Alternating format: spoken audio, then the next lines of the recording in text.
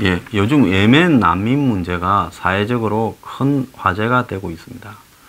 제주에 500명이 좀 못 미치는 예멘 난민들이 있고요. 이 사람들에게 직업을 알선하거나 이 사람들 사이에 벌어진 문제, 또 이들이 길바닥에 앉고 있다, 나앉고 있다, 이렇게 보도가 나오니까 오늘 법무부가 노숙자는 없다, 이렇게 이야기도 하고 있습니다.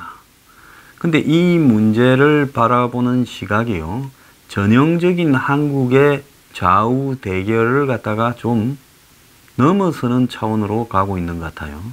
과거에 보면 한국의 좌파, 진보다 하는 사람들이 이런 난민 문제에 포용을 해야 된다 이야기를 하고, 그리고 이런 부분에 대해서 비판적인 우파나 이런 사람들은 이 부분에 대한 혐오를 이렇게 적대감을 표방하는 쪽이었는데, 이제는 이 문제가 지금 최근에 여성과 남성 간의 이런 대결, 이런 양상의 영향이 있어서 그런지 여성 측에서는 이념을 떠나서 상당히 부정적으로 생각하는 견해들이 많아지고 있습니다.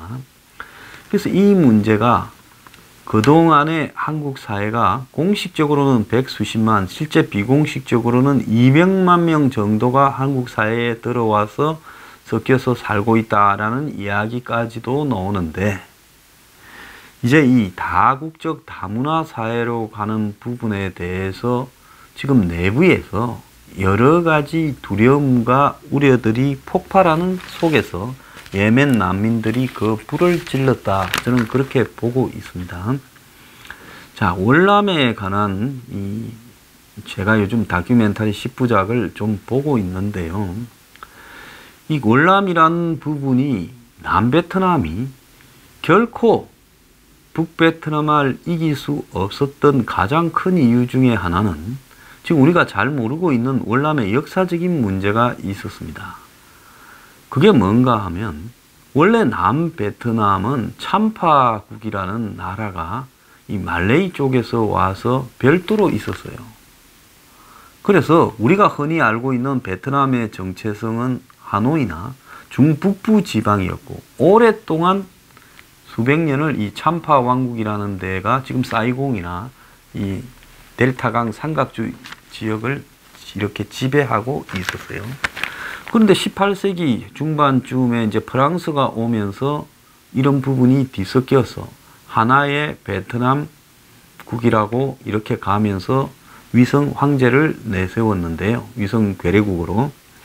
결국은 남베트남은 다양한 어떤 민족과 문화가 뒤섞인 채 인위적으로 프랑스와 미국의 지원 아래 17도선으로 분단이 되었고, 북베트남은 하나의 민족적 문화적 정통성으로 되다 보니 이게 좌우를 떠나서 한마디로 오랫동안 싸울 수 있는 정체성을 확보하는 데 어려움이 생겼던 부분이 있습니다. 어쨌거나 남베트남이 망하고 길바닥에 다들 나앉아서 세계의 난민 문제를 요 근세사에서는 가장 충격적으로 던져준 사건이기도 했는데요. 지금 예멘이라는 나라에 이 전쟁이 나 있는데, 이 전쟁이 두 세력 간도 아니고 서너 개의 세력 간에 굉장히 복잡한 양상으로 진행이 되어 왔고, 예멘은 또 전쟁이 나기 전에는 70년대에는 남북 예멘이 이념적으로 서로 대치를 한 채 동서냉전 시기에 대치를 하다가 그 이후에 통일이 된 그런 나라입니다. 그래서 예멘이라는 나라가 과연 하나의 국가로서 정체성이 있었는가 하는 부분도 좀 의문이 있는 부분이에요. 자, 그런데 이 사람들이 그냥 비자 없이 입국이 가능한 제주도에 486명이 이렇게 들어와서 제주도 밖으로 이동은 금지된 채, 원래 이제 난민 신청을 하고 좀 몇 달 기한이 있은 뒤에야 취업을 할 수 있는데, 이들이 지금 숫자도 많고 시끄러워졌으니까 이들에게 특혜를 제공을 해서 지난 8일 기준으로 486명 중에 247명이 도내에 요식업이나 농업 분야에 임시 취업을 했다고 합니다. 처음에는 6월 14, 18일 두 차례의 취업 설명회에 382명이 취업을 했는데 135명이 그만둔 겁니다. 자, 그러면서 이를 고용하는 주인들과의 지금 갈등까지도 이렇게 벌어졌고, 이 난민 중에 상당수는 지금 돈이 떨어져서 길거리에서 노숙을 해서 인근 관광 호텔에 이렇게 이 외국인청이 안내를 해주고 돈을 벌어서 후불로 내겠다, 뭐 이렇게 주선도 해줬다는 거예요. 그래서 노숙을 시도한 사람이 지금 40명까지 된다라는 중앙일보 보도도 있었습니다. 그런데 저는 이런 부분에서 한 사회가 망해서 다른 나라로 왔습니다. 그러면 그 사람은 적어도 그 사회에서 한번 살아서 버텨보겠다. 저 사람들 같은 경우 예멘으로 안정되어서 돌아갈 때까지 있겠다가 아니라 이제는 예멘으로 안 돌아가려고 하는 사람들이죠. 우리가 말은 솔직하게 해야 됩니다. 그러면 예멘이 위험하고 싫어서 밖으로 나온 사람들이에요. 그렇다면 그 사람들이 밖에 나와서는 뭡니까? 자기 마음속에 종교나 자기의 습성이나 문화를 다 버려야 되는 겁니다. 그런데 이 사람들이 그렇게 해서 나와 놓고는 삼겹살 집에 취업을 했는데 돼지고기를 먹으라는 주인의 말에 일을 그만뒀다. 그리고 돼지고기를 못 먹는 무슬림에 대한 이해가 없었다. 2달 동안 일은 없고 돈은 떨어졌다. 노숙하고 이런다. 웃자라고. 그 다음 또 한번 봅시다. 양식장을 운영하는 한 한국분은 일하다가 말고 예멘 친구가 메카를 향해서 기도를 하더라는 거죠. 그래서 작업을 멈춘다는 겁니다. 그리고 일을 배우려 하지도 않고 불평도 많아서 일을 주기가 쉽지가 않다. 자, 이 사람들 하루에 툭 하면 양탄자 깔아놓고 그쪽을 향해서 절하잖아요. 자, 그건 저거 동네에서 하라는 이야기예요.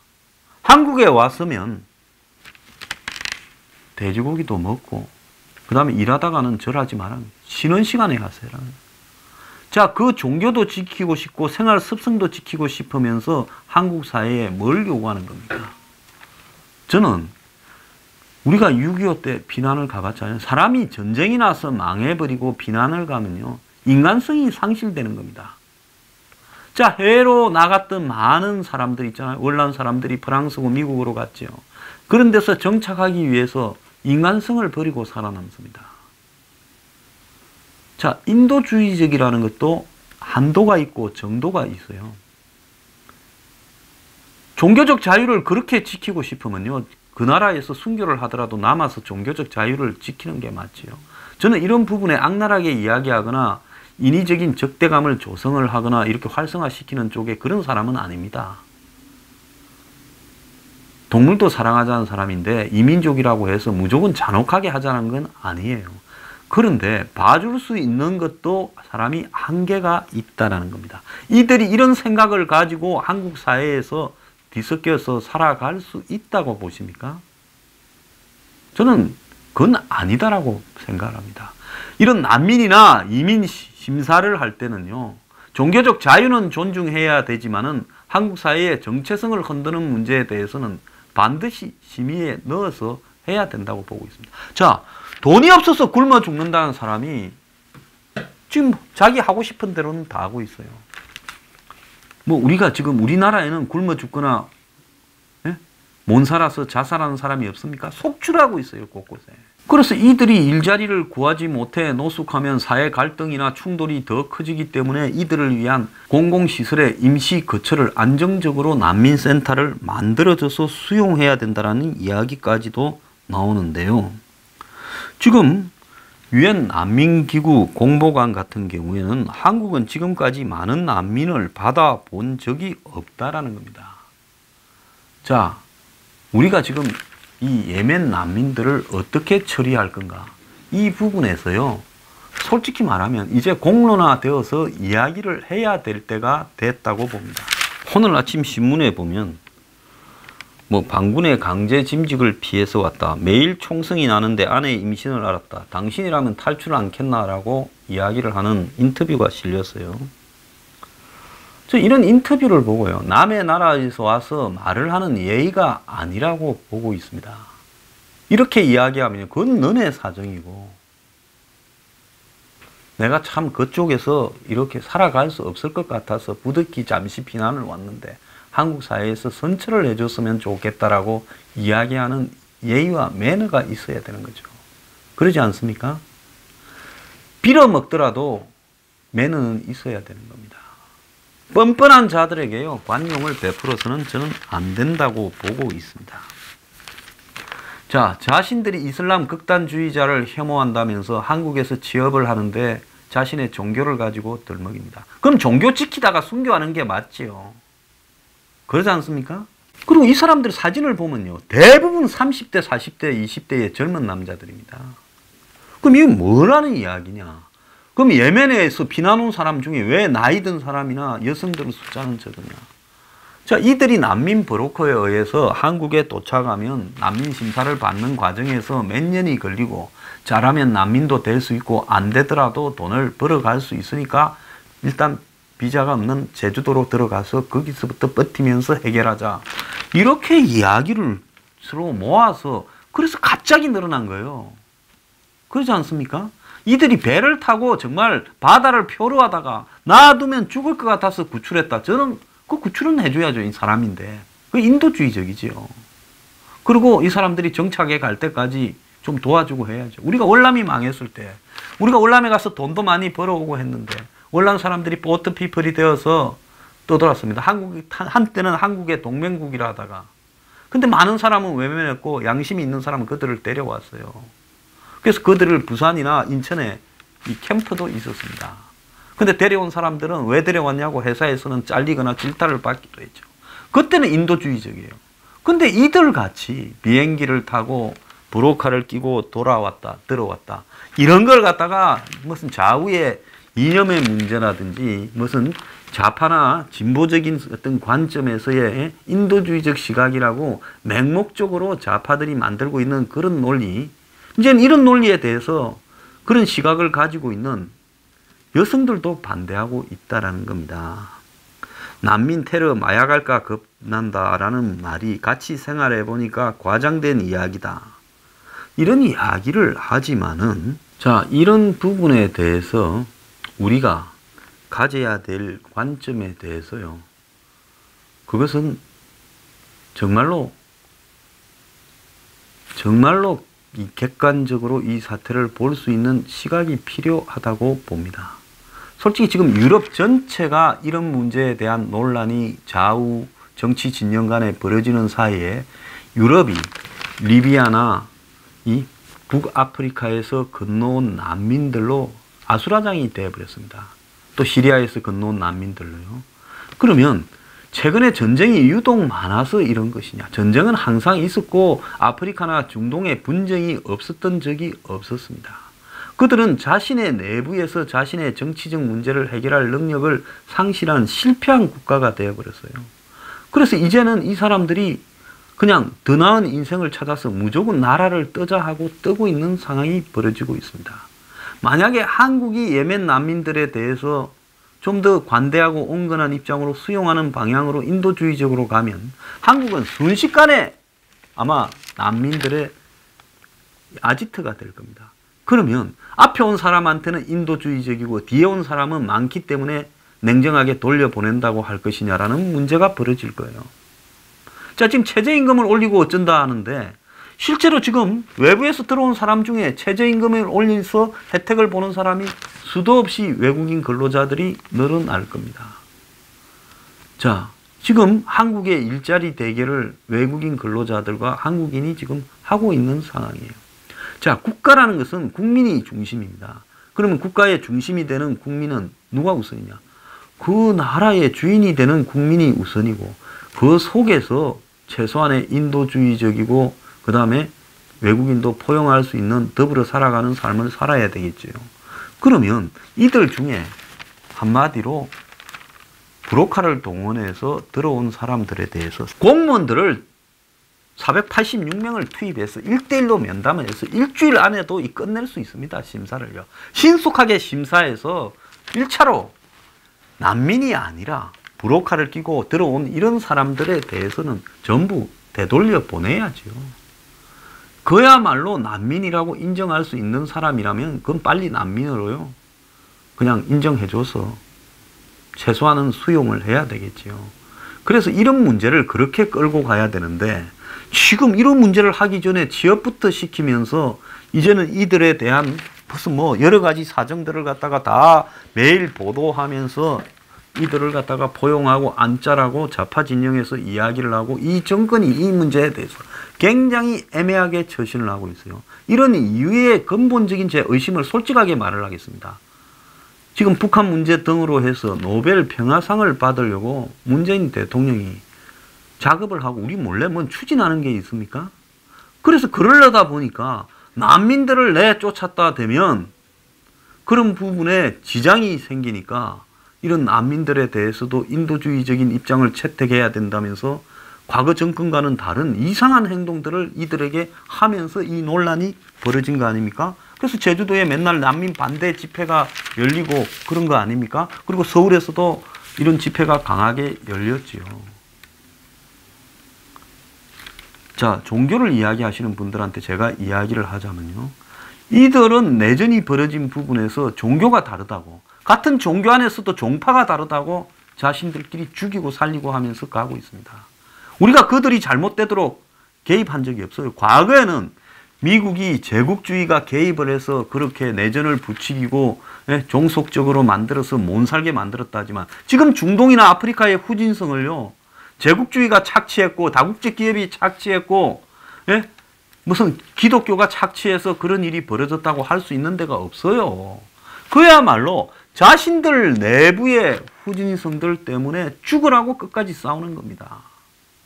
그러면 사람이 나라마다 이렇게 날 때부터 배당이 되어서 살아가는 것이 운명인데 이 부분을 자신들끼리 해결 능력을 상실했다고. 우리가 나라가 없어진 나라가 별로 많이 있어요. 소말리아가 지금 그렇고 시리아도 개판 5분 전이고 리비아도 나라가 거의 없어졌습니다. 자, 이런 나라가 전부 외세가 개입해서 그리 된 거예요? 아니지요. 외세가 개입해서 잘 해볼라 해도 잘 안 되는 나라라는 겁니다. 그러니까 세상을 전부 구출할 수 없으면요, 원칙을 그어서 가야 되고요. 이 난민 중에서도요, 종교 따지고 돼지고기 따지고 그런 사람 한국에 들어오면요, 한국 사회에 동화 안 됩니다.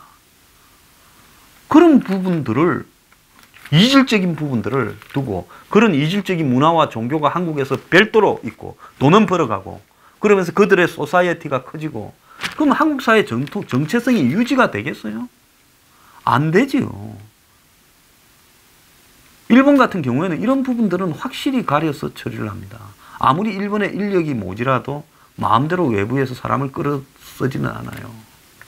자, 우리도요, 이 문제에서 앞으로 이게 나을 향후의 후유증을 생각하면서 바라봐야 되는 문제예요. 자, 외국인들에 대해서 차별을 하고 불법 행위를 하고 괴롭혀서는 안 되고 그들에게 인도적인 시각을 가져야 되겠지만은 지금 대책 없이 벌어지는 세계의 곳곳에 내전에 의한 난민, 이민, 또 탈출해서 더 나은 삶을 찾으려 하는 사람까지 전부 다 수용해서 감당할 수 없다면 이제는 기준을 정해서 냉정하게 갈 거는 가야 되지요. 그런데 이들에게 돈부터 벌어라 그러고 뭐 일 못하겠다고 배짱을 부리고 지금 가짜는 일들이 벌어지고 있는 거 아닙니까? 한국에 노숙자가 없습니까? 서울 시내만 해도 몇천 명이 있을 거예요. 이 더운데 길바닥에서 자는 사람, 그 추운데 영하 20, 30도의 길바닥에 자는 사람들이 널려 있습니다. 우리 그들을 외면하면서요, 지금 이 사람들에게 대한 인도적인 입장을 이야기하는 게 좀 위선적이라고 생각하지 않습니까? 자, 이것과 더불어서 이런 일이 하나 있었습니다. 카자흐스탄요, 중앙아시아 구소련계죠. 이 데니스 텐이라는 젊은이가 칼을 맞고 쓰러져서 행인이 신고해서 병원으로 옮겼는데 10군데 칼에 찔린 상처가 있어서 과다출혈로 사망했다고 합니다. 이 사람은 한국계 카자흐스탄 피기어 선수였습니다. 그런데 이 사람이 해외 거주 보훈자 후손이라고 합니다. 일제강점기 때 항일 의병장을 했던 그 유명한 민경호 선생의 고손자라는 거예요. 민경호 선생은 97년 고종이 아들한테 왕위를 내려주고 군대를 해산하라고 하니까 의병을 일으켜서 이 관동군 장의대장이 되어서 100차례 전공을 세워서 이 해방 이후 건국훈장 대통령장이 추서된 사람이라고 합니다. 자, 이런 분의 이제 고손자가, 이분이 이제 결국은 일본군의 기습으로 전사를 하신 분이에요. 그래서 일제하에 이런 역사를 아는 사람이면 이분을 다 알지요.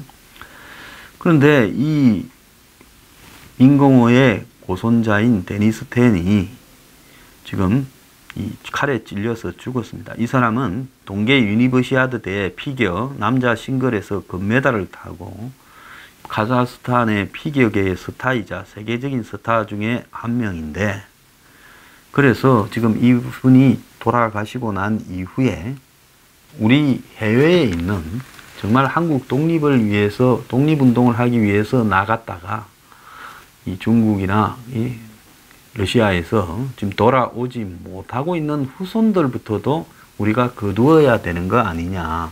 우리가 우선순위가 이렇게 정해져서, 적어도 지금 인구도 감소하고 이러니까 정말로 우리가 앞으로 이 국가를 유지해 가는 데 있어서 외부에서 사람을 받아야 될 필요가 생긴다면 우리 국가의 정체성을 간직할 수 있는 같은 민족부터 받고, 또 그들이 중에는 당연히 국가를 위해서 기여하는 사람들의 후손은 우선적으로 먼저 이렇게 수용을 하고 돕고, 그리고 또 한국에 오기를 바라는 해외에 있는 수백만 명의 한민족 중에서 가능한 순서대로 이렇게 포용을 하고, 그 다음에 이제 이렇게 다음 순서로 세계적 난민들에 대한 최소한의 인도적 조치를 취하는 단계로 가야 되지 않느냐.